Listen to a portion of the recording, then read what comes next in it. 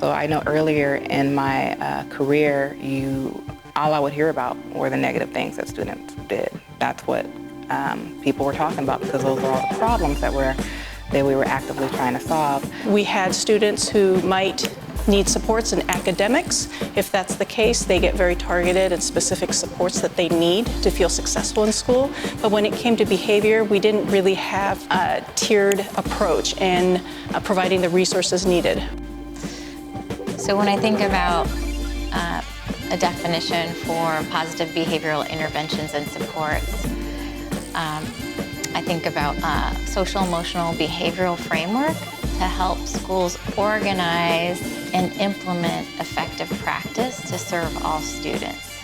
And PBIS is really implemented in like a layered approach. We assess readiness for a school. Is there an administrator that is going to be actively involved in the implementation? Can they identify a representative team? Does that representative team reflect the students that they serve? Also, does it have a parent or family member or their community members involved? Before PBIS is implemented, we would try to go out and do a baseline measure. We interview students and staff members.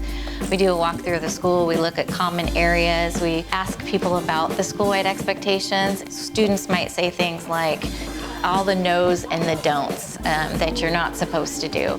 But when PBIS is in place, then students say, our Cougar code is being respectful, responsible, and safe. Or they can talk about the 3 to 5 expectations that are in place. Here at Rainier Beach High School, it's the Beach 5. We utilize them in really everything we do. It's the standard that we live by. It's our human values, it's how we operate, it's how we interact.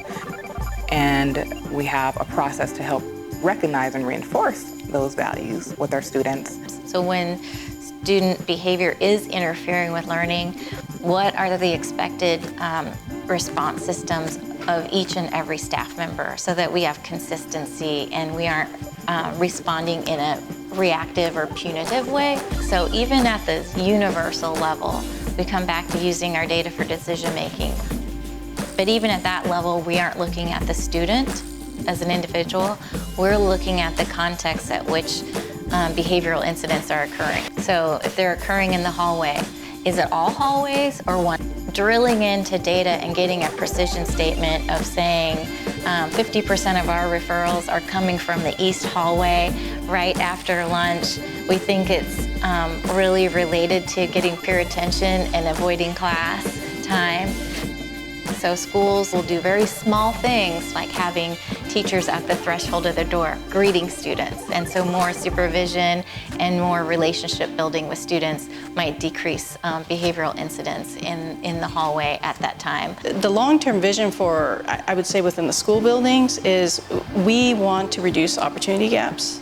We want to make sure that each of our learning environment provides equitable access to resources and supports that kids and adults need. So that families don't have to worry about being able to send their kids to a reputable school versus a school that's not so reputable. We want to remove that. We want all schools to be able to provide the same, regardless.